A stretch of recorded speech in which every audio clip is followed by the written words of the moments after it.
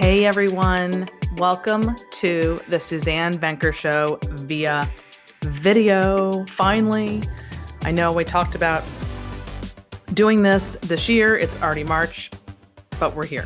So it's those of you who listen to the Suzanne Venker Show via YouTube have asked it to be in video format, and it's a lot more complicated than you think. So it's not that I wasn't listening to you, but it just took a while to get set up. So here we are. This is the first one. So we're just going to pretend like you just started and you hit, and here we go, live. From the magnificent Midwest, it's the Suzanne Venker Show, where men and women are equal in value, but wildly different by nature. Join us here every week when we challenge the culture's hugely flawed narratives about men, women, sex, and love. From coast to coast and from around the world, thank you for joining us. Okay, so I've talked a lot about why cancel culture is a great reason to become a Patreon supporter, but there's actually another one. The more subscribers I have, the fewer commercials I need. You've probably noticed that so far on the Suzanne Venker Show, we're largely commercial free, and I'd like to keep it that way for the time being. But in order to do that, I need listener support. So if you're an avid listener of the Suzanne Venker Show and you like that it's commercial free, please consider becoming a monthly subscriber. As always, there are 4 very economical levels to choose from, and depending on which tier you choose, we offer giveaways and bonus episodes and even Q&As with me. So just go to suzannevenker.com/podcast and you'll see the red button about a quarter of the way down the page. Again, that's suzannevenker.com/podcast. And now on with the show. Have you ever been told that science is sexist, or that being obese is healthy? How about that there's no such thing as biological sex, or that only white people can be racist? Are you confused by these ideas, and do you wonder how they've managed to so quickly challenge the very logic of Western society? James Lindsay is a mathematician, author, and cultural critic known for his involvement in the grievance studies affair with 2 of his colleagues, one of whom he co-authored the book Cynical Theories: How Activist Scholarship Made Everything About Race, Gender, and Identity, and Why This Harms Everybody. The book is a Wall Street Journal, USA Today, and Publishers Weekly Bestseller. James calls the social justice movement his ideological enemy and is a major component of wokeness. He and I are going to talk today about the evolution of the dogma that informs woke ideas, such as the idea that science and reason are tools of oppression, that all human interactions are sites of oppressive power play, and that language is dangerous.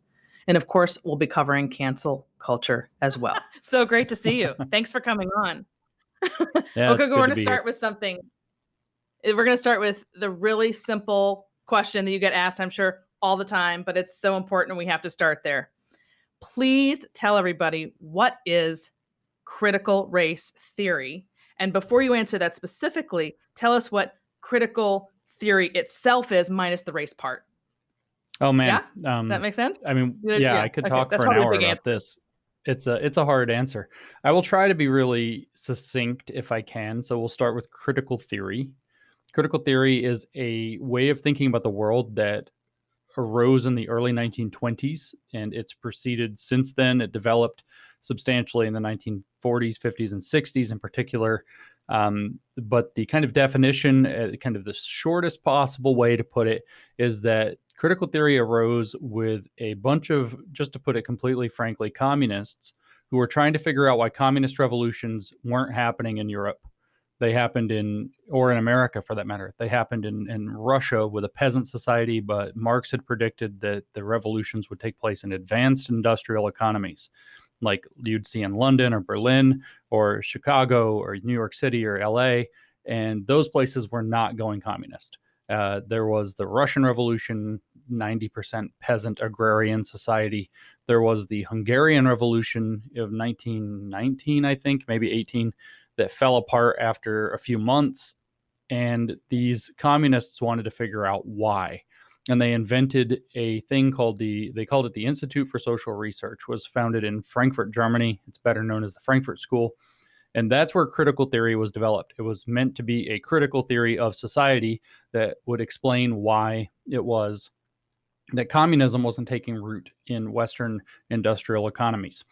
And it has kind of 3 key components define a critical theory. And if we want to just kind of back up a second to Marx, Marx has that famous statement, up to this point, I can't quote it exactly, but up to this point, the philosophers have studied the world in order to understand it, but the point is to change it. Well, critical theory is designed to do the changing it part, whereas traditional theory, is what they called it, was meant to do the understanding it part. So there's a separation between understanding the world and changing the world. And so critical theory has three components. One is that it has what is called a normative vision of a perfected society. In other words, it has a utopian goal. And the second thing that it does is it must explain how the current society does not live up to that vision or will not facilitate getting to that vision. And the third thing is that it must, in Marx's words, wed theory to praxis, which is to say that it must be applicable by social activists. So it must have a social activism component. So critical theory is social activist theory meant to drive toward a communist utopia. And it does so by picking at the imperfections of the world to make people, of the Western civilization, actually, not the world, of liberalism, of Enlightenment rationalism, of the liberal order broadly, in order to make people realize that they are less happy and less satisfied than they could be if we lived in a utopia. So that's what critical theory is. That's where it came from. Like I said, it developed developed first in Germany, Frankfurt, and then through the post-war period, it obviously these guys were all Jewish. They couldn't hang out in Germany during World War II.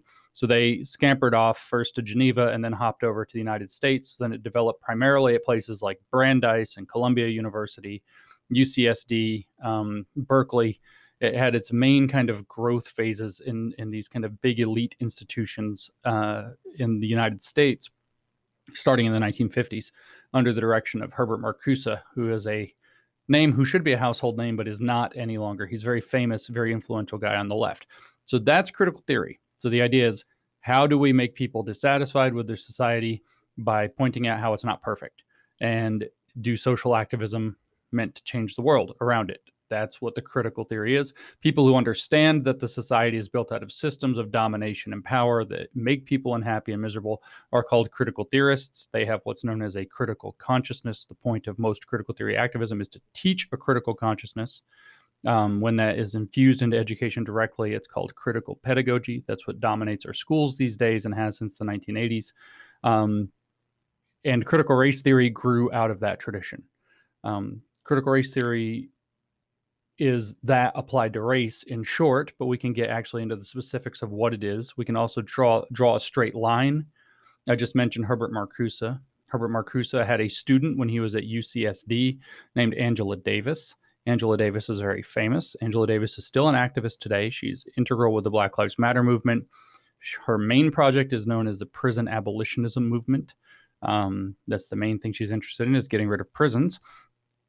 And Angela Davis was a very radical, like I said, critical theorist student of Marcuse, but she was also what is known as a Black feminist. And Black feminism is an ideology, not a person who is a feminist who also happens to be Black. It is a way of thinking about feminist issues from within what's known as Black liberationism, where Black liberationism is usually associated with things like Black power and Black nationalism, but it is actually critical theory applied through the issue of race, primarily through radical Black activism. And she was one of these, and then she inspired the two creators of critical race theory, who were both scholars at Harvard Law, a man named Derek Bell, starting in the 1970s, and his student, Kimberly Crenshaw, who coined the term critical race theory and also the term and the idea of intersectionality, which is also a big thing. Critical race theory, I mean, I know I'm just going on and on. It just goes, well, but no. Well, I'm looking for a space to get in there. I'm going to ask you. Well, I have a question. Sure. Let me just ask you this question. Couldn't you then? Isn't there such a thing? Wouldn't there be such a thing as critical gender theory? There is. Yeah.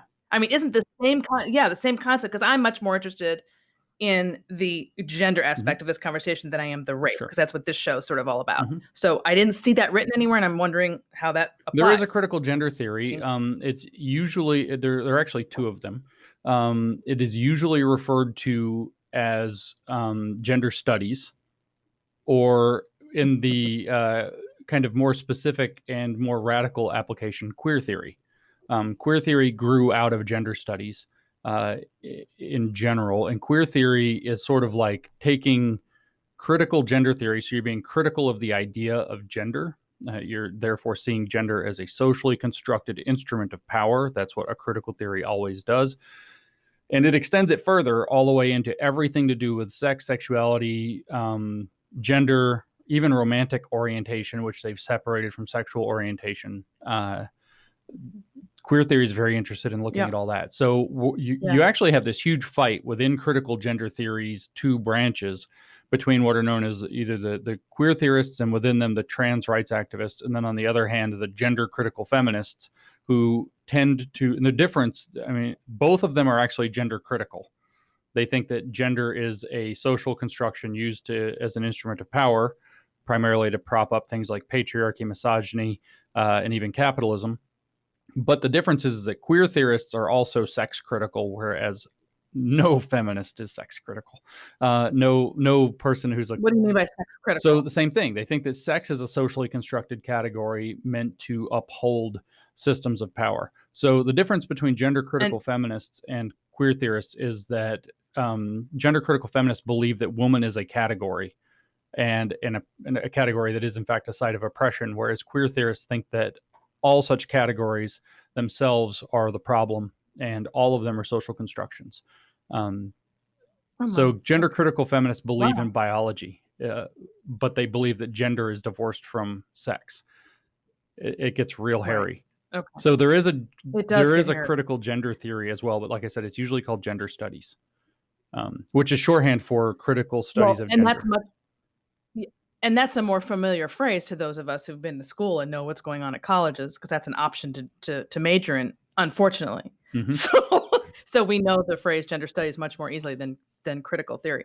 Okay, so in a nutshell, the argument is that capitalism and free societies are oppressive and you need to be liberated from them. Correct. Right? Yeah. And that they do that by creating all of these other categories like race and sex and gender and sexuality and so on. And they use that to create other interlocked systems, or intersecting, if you want, systems of power that are designed to basically continue the current white, what did they say, cis, hetero, white supremacist patriarchy, or whatever. Yeah, all of the things. I mean, even Judith Butler, one of their biggest theorists, like the most famous queer theorist of them all, referred to it as that exasperated, etc. When you have to list all of the things, you know. Yeah, she's like that exasperated, etc. Even she. Right. That's funny. Yeah. Okay, so I'm gonna ask you a question about this. So from my vantage point, I feel like millennials are the main or number one generation to have fallen victim to this whole woke. I'm going to call everything that you're saying woke, just for my listeners. For me, we're laymen. We don't get into all this other stuff. So we like I'm using the term woke here. Millennials are woke. That's right. There's no other way to say it. They're woke. And they are the number one group that has fallen victim to this. That's right. Even the Zoomers are less woke than the millennials. They are, because I have two of them, and I've really been studying this and looking at that age group compared to millennials. I've just been immersed in this for the past year, and I have actual hope that my kids' generation is going to bring us back to normalcy to some degree. They very well may. From this ridiculousness that we are in right now. Yeah. Are you seeing that? Yeah, actually, I do. They're pretty split, and the thing is that they've imbibed a lot of the ideas. But on the other hand, it's like I was talking to somebody, fairly recently, and they said, I guess they're probably right above that age group, and they were saying, everybody I know has been canceled like 4 times. It's getting kind of old. They just hate the whole drama of everything all the time. And they see it as really repressive and see it as actually regressive. And that so-called Zoomer or Generation Z, I don't even know what these people are actually called, but people under probably about 25 right now 24, yeah, right. are increasingly less woke than the lost generation of millennials who were kind of the first generation to grow up with kind of super self-esteem school. Like 2013 was the first year where the graduation rate was supposed to be 100% or 0% failure rates, in high schools. So everybody, was at least a joke. It was no child left behind, but it really means no child gets ahead or something like that.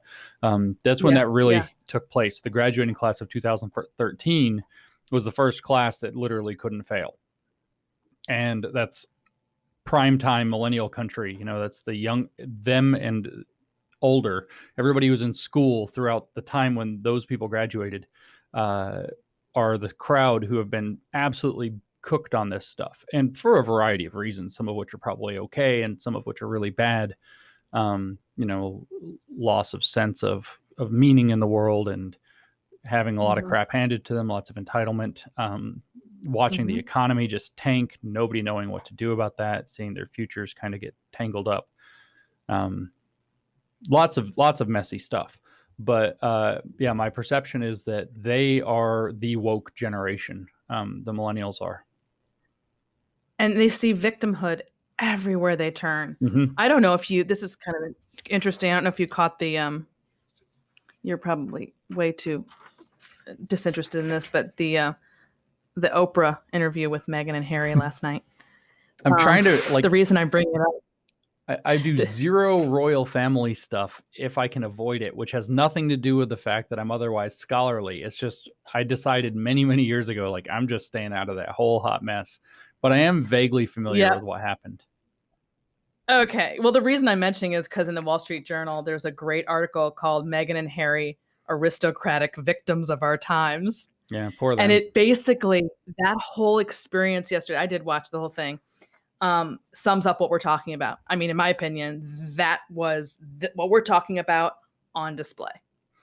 Millennials literally believing they're victims despite their privilege and their position, and the framing of it in terms of this idea that there's something wrong with the system. Yeah, not the system of the royals even, but the system of the world, the system of the country. Yeah.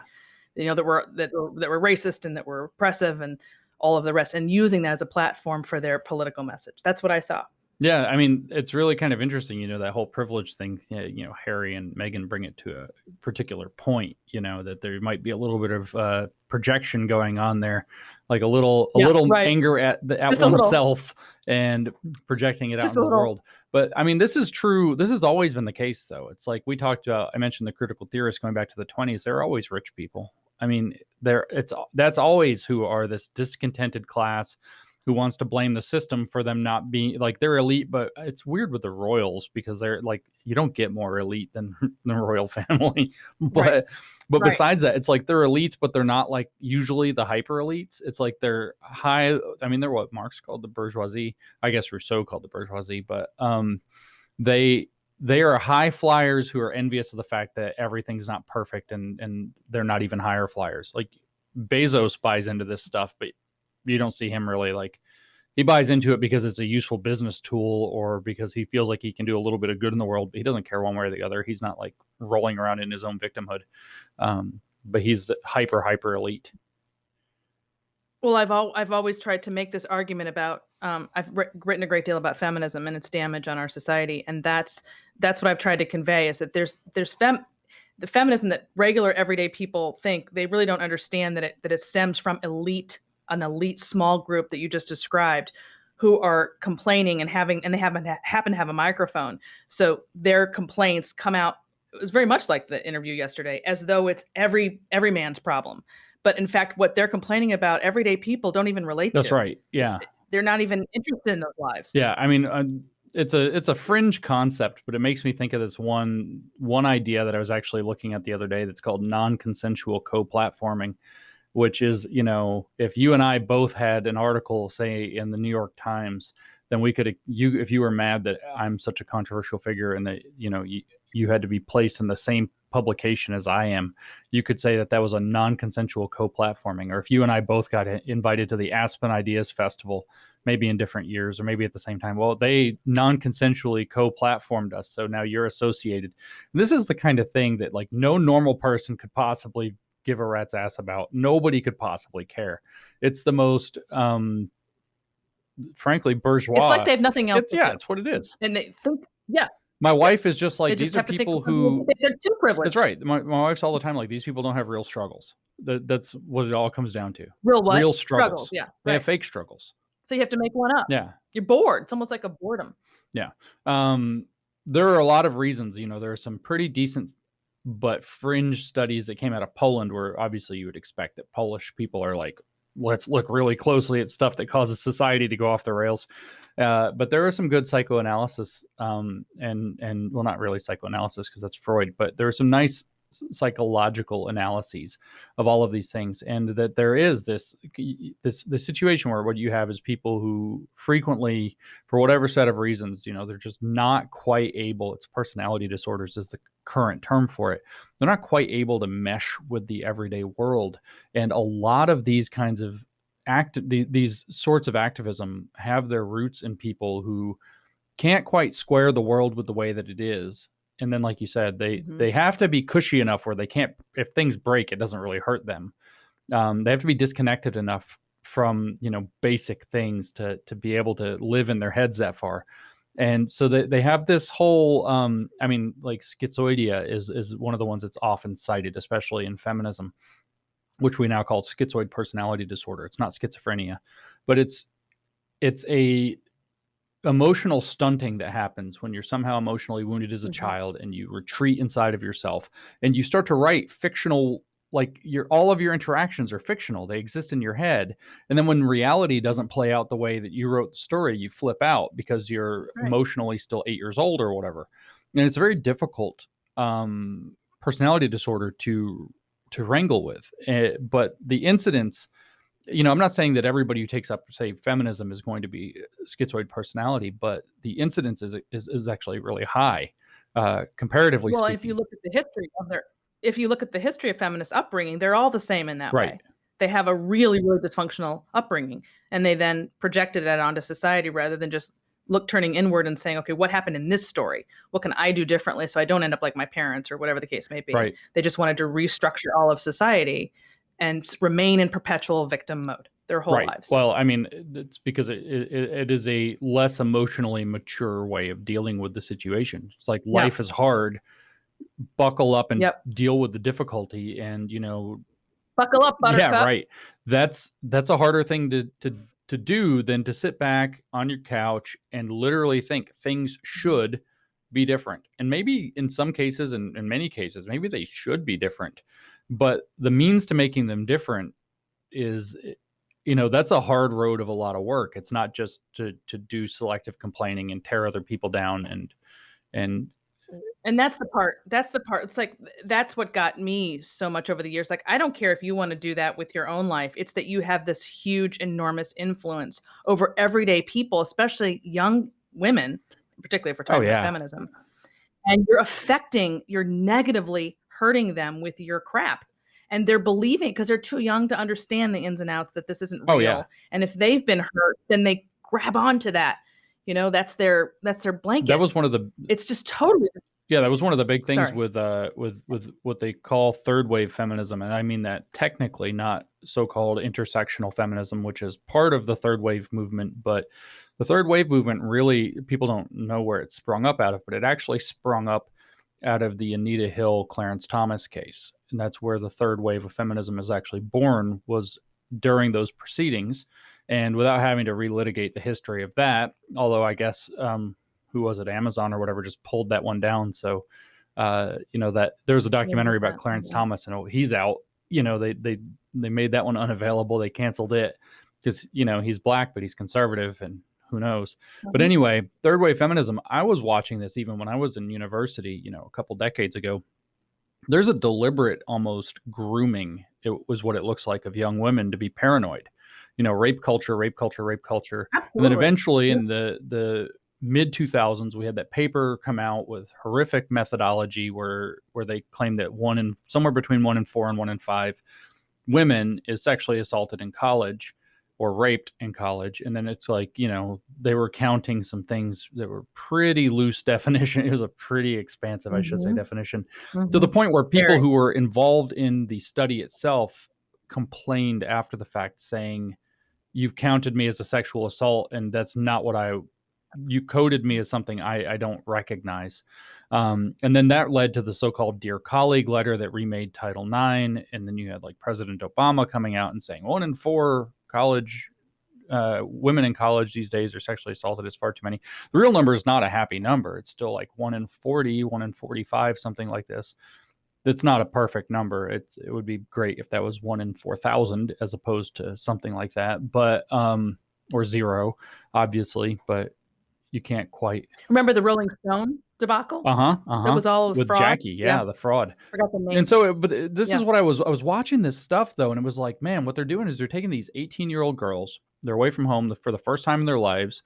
They've probably seen something that, college is like Animal House, which, nobody today knows what Animal House is, but that's like the rumor. When I went to college, that was like, college is going to be like that, and I don't think that many people my age had seen Animal House because it came out in the 70s, and I went to college. I think scenes were made from the college where my husband went. Here in University of Missouri. Yeah, in Columbia.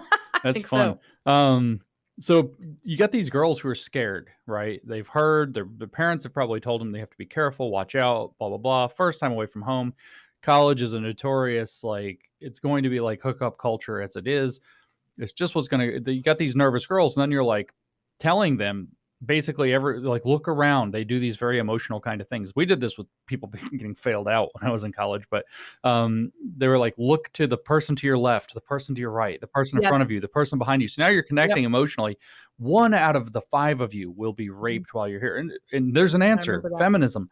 It turns out that I ran into like watching how this was unfolding. I was actually studying cult psychology at one point and how cults indoctrinate people in. And the method is always the same, is that you manufacture a sense of vulnerability, and then cult doctrine offers the resolution of that vulnerability. And so I was like, holy crap, that's what they're doing with this whole rape culture narrative, is they're making young women feel very vulnerable. And then they're getting them to join an activist cult that screams about it all the time, often nonsensically, into the destruction of young men's lives, or even sometimes young women's lives, or professors' lives, based off of fabrications and emotional manipulations, because, misery in a sense does love company. And so when you're in a cult, people not being in the cult are a constant source of misery for you, because they're constantly causing you to have cognitive dissonance, that other people don't see the world the same way you do. And so dragging more and more young women into the cult I was just watching it. I was like, very effective. God, it's basically grooming young women to be paranoid and cynical about the society they live in, rather than, earlier than that, if a guy says something to you, hit him with your elbow, or, whatever it is, shout him down. And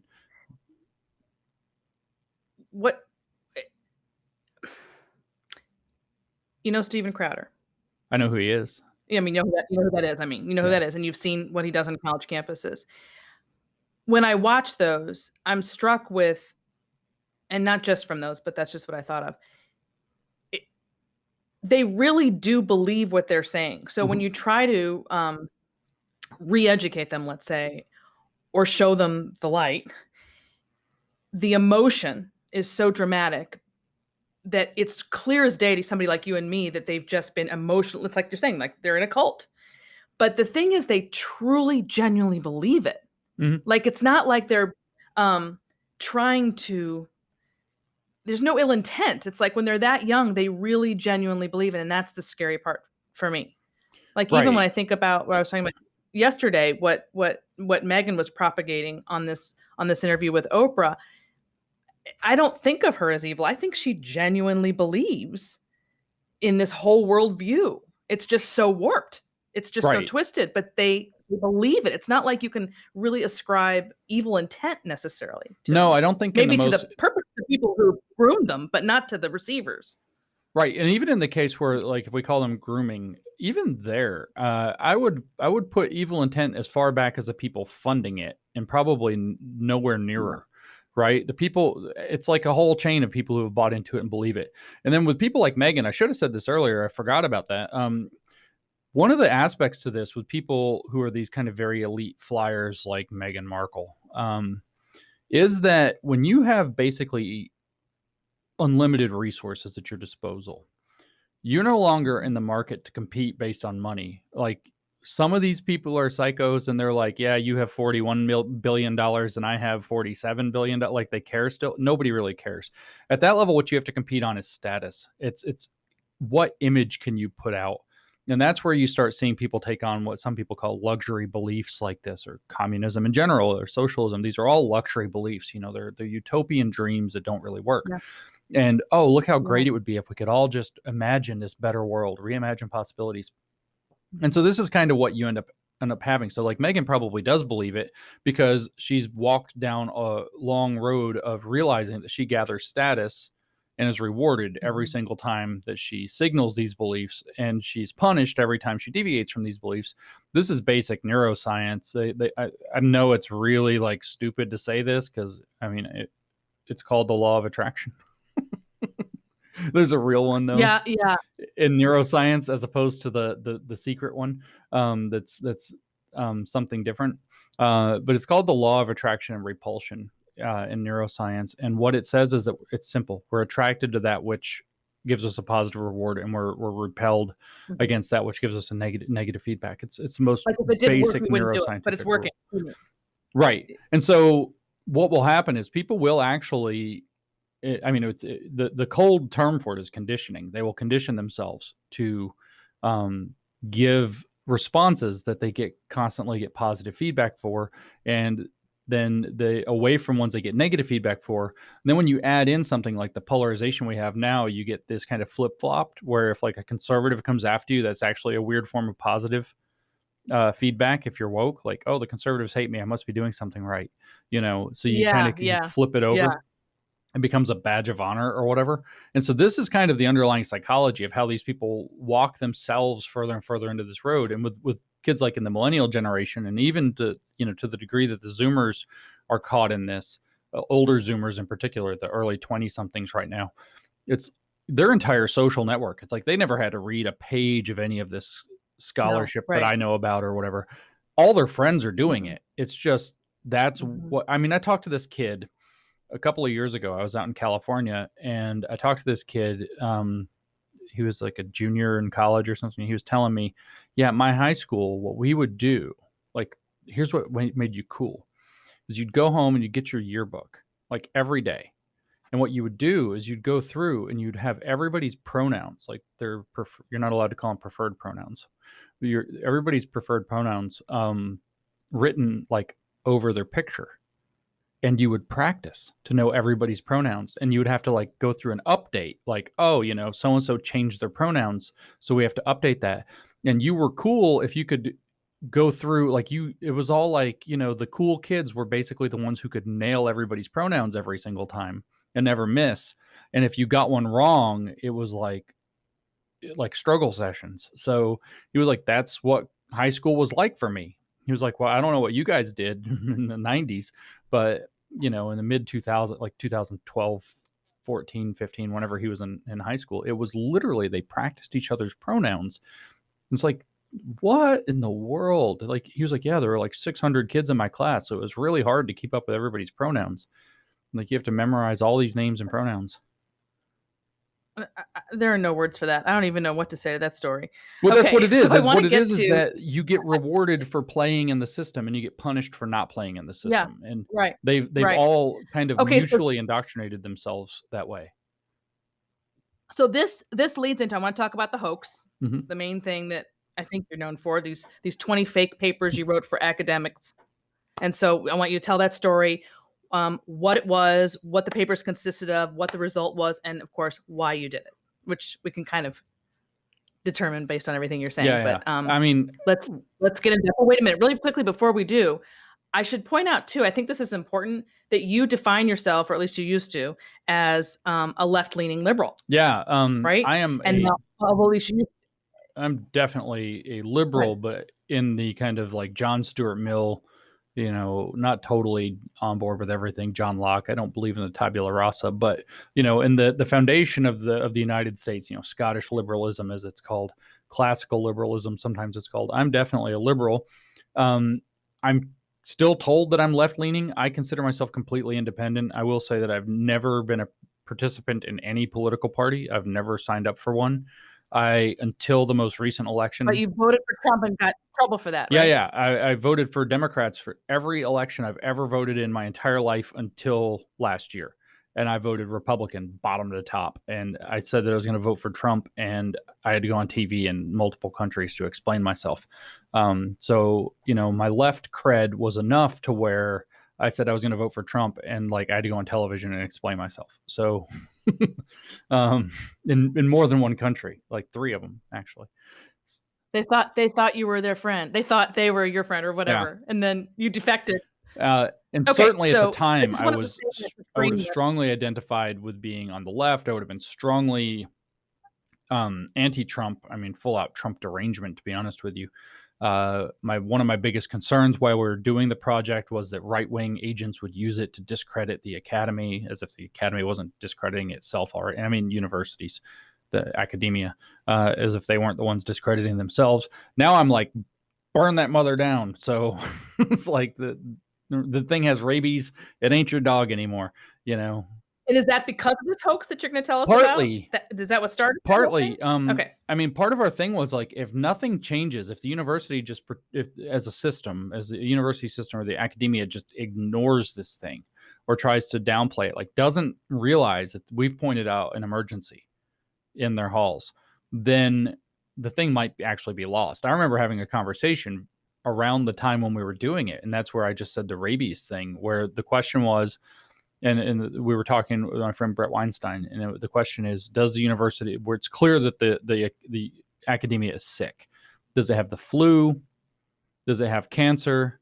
Does it have rabies? Because these are very different circumstances. If it has the flu, it's going to recover on its own. If it has cancer, we're going to have to intervene, but it can recover probably. If it has rabies, it's, when a dog has rabies, it ain't your dog anymore, and it's a danger to itself and basically everything. And so that was your conclusion. I very reluctantly came to the conclusion that the academia probably has rabies. Yeah. Okay, let's stop right there. So I think people are going to be confused. So let's back up and tell everybody what. So the hoax was, this project was the diagnostic tool, is what I was saying with a conversation with Brett. Okay, so in 2000, I mean, there's lots of ways that we could start this, but my colleague Peter Boghossian and I in 2016 read a particularly stupid academic paper that was about feminism and glaciology. And we decided that gender studies was ripe for an academic hoax in the style of Alan Sokal, who did one in the 1990s to great fanfare and great celebration. And Peter at the time was friends with Alan Sokal, so that's kind of where he got the idea. And we thought, let's write his fake paper. So we wrote a paper called The Conceptual Penis as a Social Construct, where we argued that penises don't exist, but they cause all of our problems, and in particular climate change. And the real cause of climate change, we said, is the penis, and the penis is characterized by something called machismo braggadocio and all of this just nonsense.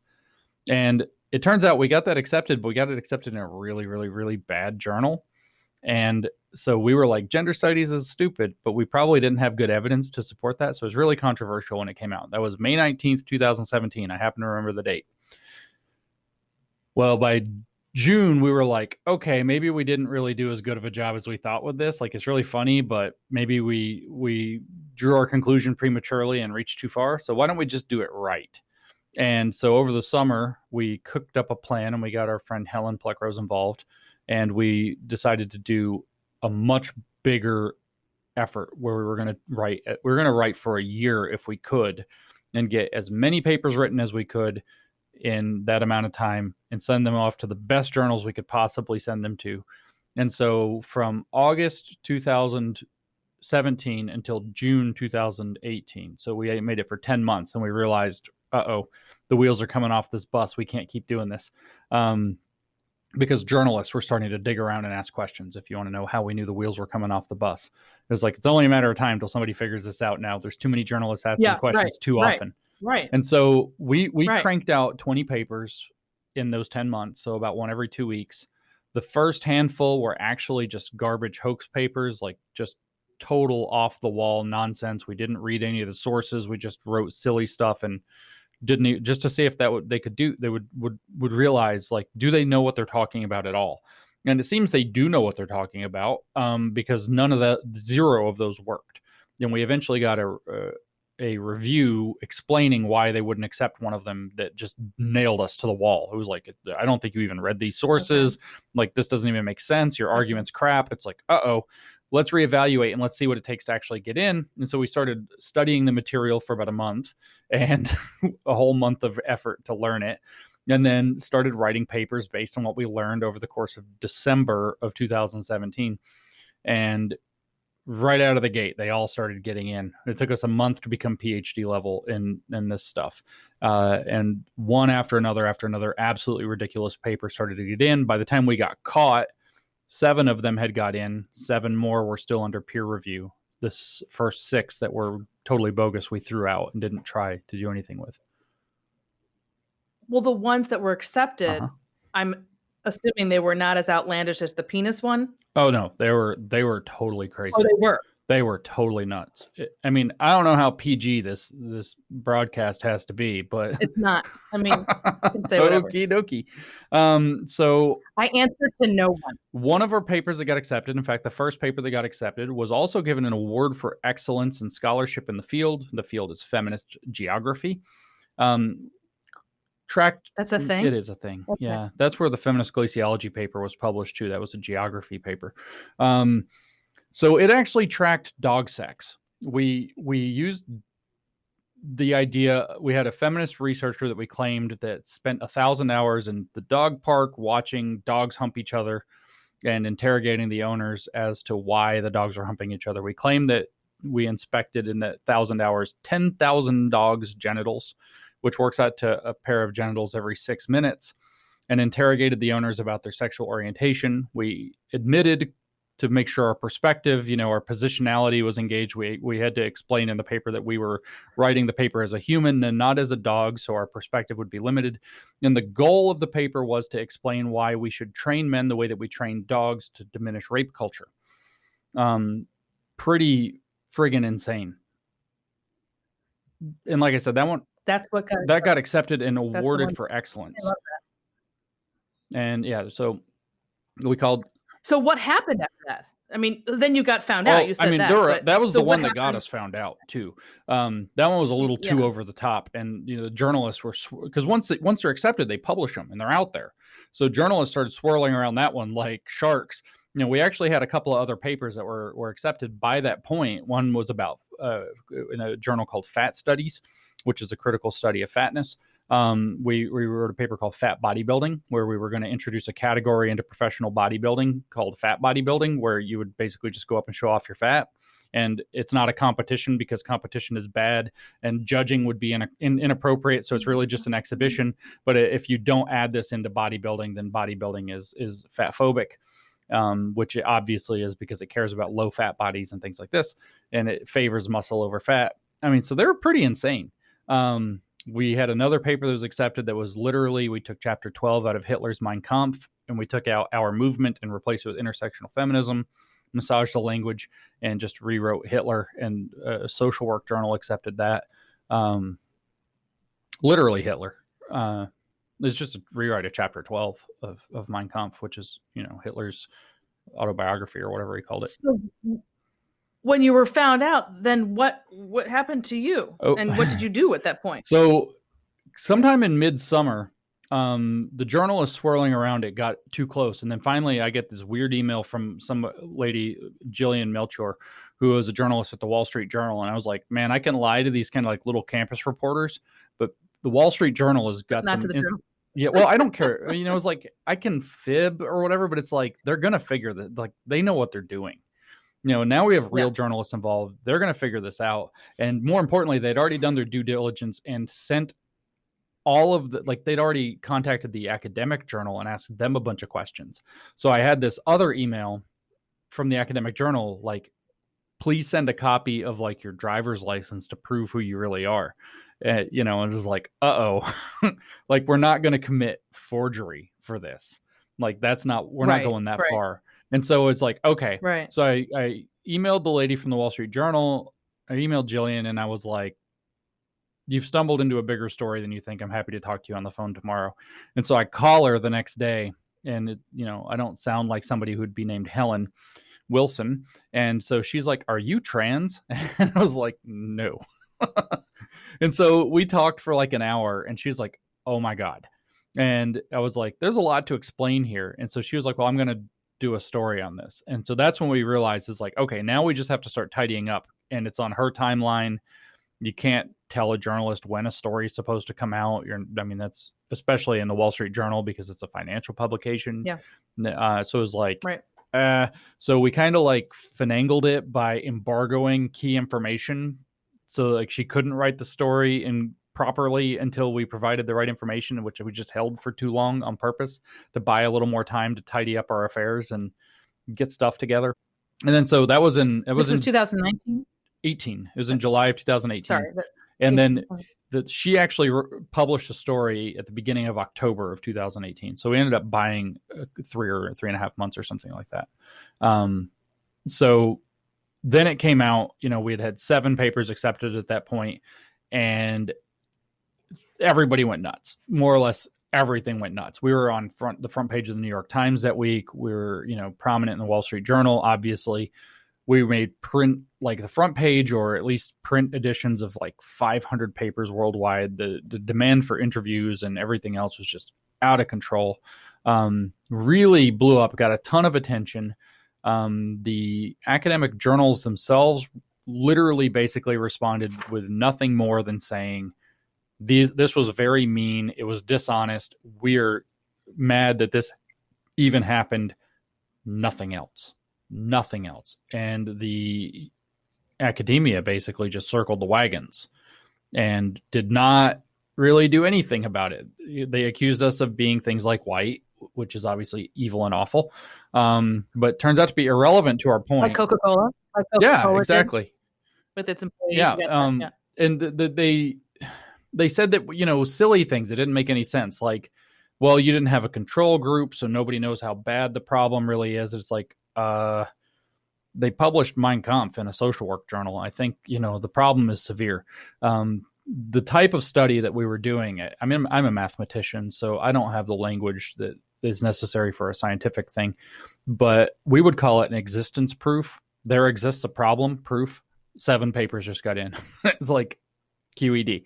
That's an existence proof. We proved, we tried to frame it out that we had done kind of 2 things at once. One is what quality assurance people would call a white hat operation, where like, you run a government website or something and you hire hackers to try to hack your website to find out where the loopholes are. And then you ideally would close the loopholes. So that's a white hat operation is what that's called. So we were doing that. It's kind of a quality assurance test. The other thing we said we were doing was an ethnography, more academically. We were studying a culture, an academic culture, in which these papers are kind of the currency of the realm, and understanding how that culture works, what's acceptable, how do they think, how do they talk, how do they relate to one another, what's not acceptable, what's taboo. So we were learning about this culture and reporting back about the culture kind of in a very ethnographic frame, as they say in anthropology.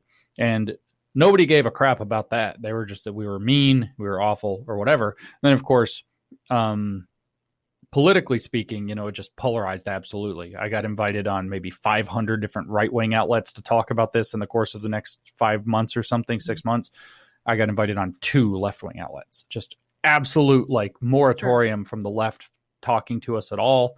We just became persona non grata, while right-wing people, of course, loved us, and because we confirmed something that they believed was happening all along, is that academia had become corrupted and become invested in publishing sophistry and then indoctrinating students based upon the publication of sophistry. Mm-hmm.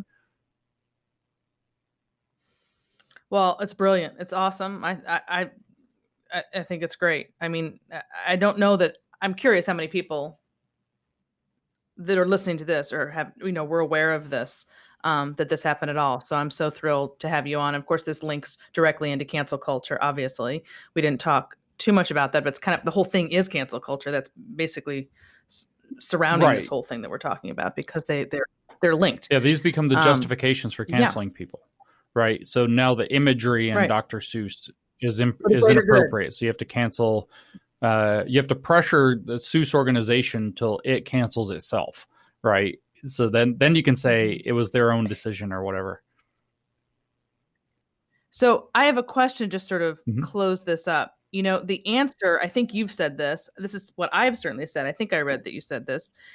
Something to the effect of to speak the truth and not be willing to go along with this, right? Instead of this speaking your truth, that there's no phrase that bugs me more than hearing this. What is your truth? Speak your truth. Do they honestly not realize what that sounds like? That that's not real, that that's not genuine, or do they believe that your truth really is the truth? It's very confusing. It's just the truth in my book. So you're saying speak the truth, don't be willing to go along. What do you say to people?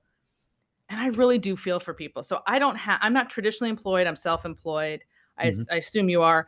What do you say to traditionally employed people who would say to you, I can think of a couple people who are going to be listening to this now going, how can I do that without losing my job? Well, what do I do? There are a variety of things, especially in the diversity training. Yeah. So this is a real point. This is a very difficult thing, and I don't want to ask people to throw their jobs away or whatever. Although, you know, the writing is on the wall. It's probably best to consider where we are and what's going on when you start making these calculations. That said, not going along with it is something that, you know, you have to pick the limits to which that works for you. I've told college students, for example, like, don't throw away your ability to get a college degree. Go in, do the BS, and document how you know it's BS. Just play along. You can do that in your diversity training. I've actually ended up having a lot of people that I've coached in this regard, and I've told them, go to your diversity training, participate, take notes, you know, actually do it. Do it like you're trying to learn what it's about. And I know you don't like it. And then what you do is you use the fact that you took it in good faith, and then you show up and talk to your boss and say, look, I have some concerns about this thing. And then just level with them. Like, I don't want any racism in the organization, or I don't want sexism. I don't want any of this, but I don't know about this. And, you know, just talk about some of the key points. If you don't feel like you can even bring that up, where most actually employers have been fairly receptive to it, that I've talked to people about, if you don't even feel like you can bring it up, again, make notes for yourself. Become an anonymous whistleblower. There are lots of things you can do that aren't throw your job on the line. And if you've got to keep your head down, keep your head down. But I would say at the very least, you know, educate yourself about it, and if you're going to have to at least like walk around with the lie, don't imbibe it. Don't take it in. Don't repeat it. Just try to, you know, stay true to yourself. And then, you know, or most importantly, probably, is make sure you're starting to talk very honestly with your children about these issues, because, and don't come off too hard on your kids either, though, right? Because if you come off too hard, they're just going to rebel against whatever you throw down, which is like the Zoomers are rebelling against their older generation, the millennials. So you have to find out for you what it means. Like, I can take some of these risks to a degree. Other people who are not traditionally employed can, but having open and honest, if you first of all, if you don't feel like you can have open and honest dialogue with your boss at all at work, that's its own problem. That's a problem. But if you feel like you can, you know, there are actually ways. I've published a few resources on my website, New Discourses, to this effect. There's some organizations out there. One is called Counterweight. One that just recently launched is called FAIR. Foundation Against Intolerance and Racism, or something like that. You can look up these kinds of things, and there are, between these sort of things I've just named, New Discourses, FAIR, Counterweight, there are resources available to help you figure out how to go have that conversation. How do you frame it? How do you say, you know, I care about these issues, but I'm worried about this approach? Because what I've found is that virtually every employer is open to that conversation, unless it's some huge institution like a university. In which case, I mean, you got to look at heroes like Jodi Shaw, who have spoke up about this, and she's currently, you know, got pushed out of her job, and I think is suing Smith College over it. Then that's a harder ballgame. But most employers have been open, like in the corporate world especially, are actually open to having these dialogues. Well, especially in the corporate world, and I wonder how many of them are actually welcoming someone to come up and express dissent, because they're only doing it because they're told they have to do it, and they probably, most of them, don't even want to be doing it themselves. And if somebody doesn't stop it, it's hard for me. It's really hard because like I said, I don't have an employer, so it's very easy for me to say that. And I'm sympathetic to it. It just frustrates the hell out of me. I mean, I started as a teacher. I'm a teacher by trade in my 20s. And after X amount of years, I got myself right out of there because I was being forced to, or being asked to do things that were against my principles. That's another thing. Is like, especially if you're in the right industry or whatever, and you're at the right level, like start setting your eyes on the prize. As long as this country remains capitalist, if you work in one of these companies that's going woke, you're watching your competition become ineffective. And right now there are a variety, so maybe it's time to start thinking about making your own business that does something that is similar. And then within that, there are some structural things right now that are very difficult. We do have people pushing things like sustainable development goals, and what are they called, SGUs or ESG, environmental something, I don't know. They've got all of these kind of like fancy metrics that they're using at like the stock ticker level to encourage and discourage investment. So everything's kind of twisted right now, but if the revolution doesn't succeed, that won't last forever. And seeing yourself as a potential competitor to whatever it is, if you work for a tractor company, and like maybe it's time for not woke tractors to come into existence. There you go. She'll think your tractor's sexy if it's not woke. That's how that works. Oh my gosh, James, this has been really awesome. Really appreciate you coming on and explaining all this heavy duty stuff in layman's terms. I hope it gets through. It is heavy duty stuff. I know we started off really like deep, but it's true. People should realize this was actually a project from within communism to figure out how to break the West. And if you don't understand that, how far it goes, I don't know. That's somewhat up to us. But if you don't understand that, you don't know what's actually happening around you. And so that's fairly important to get a handle on. Amen. No question. Thank you. Really appreciate it, James. And good luck with everything else you're doing. And thanks for great conversation so far. And that ends this hour of the Suzanne Venker Show. Don't forget to continue the conversation on Facebook by typing in the Facebook search bar, The Suzanne Venker Show. Also, please recommend this podcast to one friend you think would enjoy it. And don't forget to leave us a review on whatever platform you're now using. Also, don't forget to become a YouTube subscriber by just clicking on the subscribe button below. And finally, if you have a question or comment for me, you can email me at suzanne@thesuzannevenkershow.com. Thanks for listening, everyone. Have a great week.